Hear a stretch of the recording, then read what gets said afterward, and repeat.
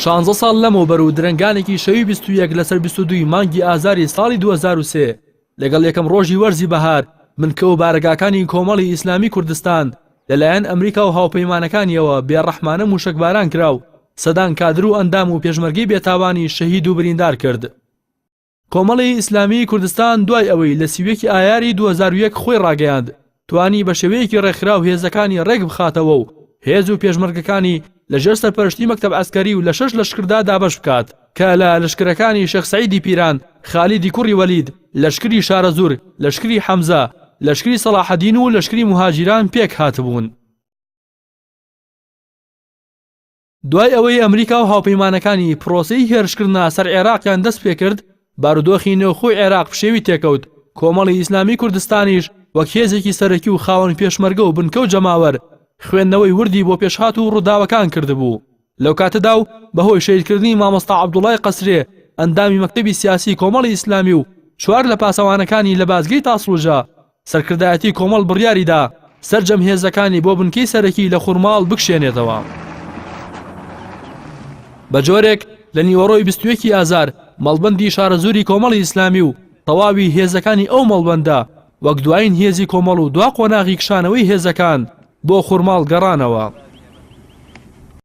شەوی 21 لەسەر 22 بنکە و بارگاکانی کۆمەڵ لە پێشمەرگە و ئەندام و کادرانی جمەی دەهاتوو بەهۆی نەبوونی جێگاوە بەشێکی پێشمەرگەکان بۆ پشودان و خەوتن گەڕانەوە مزگەوتەکان.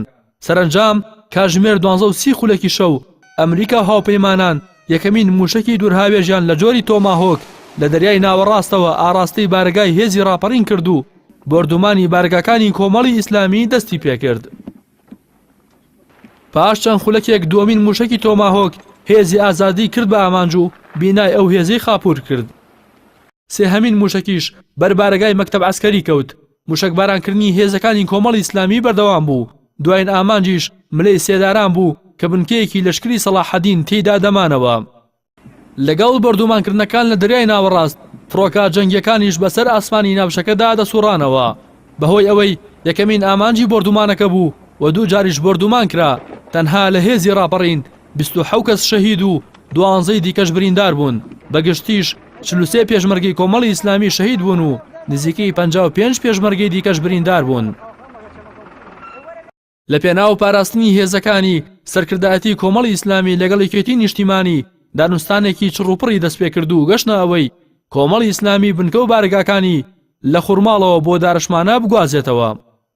کۆمەڵی ئیسلامی کوردستان لە ئێستادا و پاش 16 ساڵ لەو کارە سات و ستەمەی لی کرا بەهۆی بڕیاری حەکیمانی سەرکردایەتیەکەی و خۆ بە دوورگرتن لە کاردانەوە و تۆڵەی نابەرامبەر و دەستپێکردنی قۆناغی سیاسی مەدەنی بنکە و بارگای لە سەرتاسەری هەرێمی کوردستان هەیە و خاوەنی چەندین نوێنەرایەتیشە لە دەیان وڵات.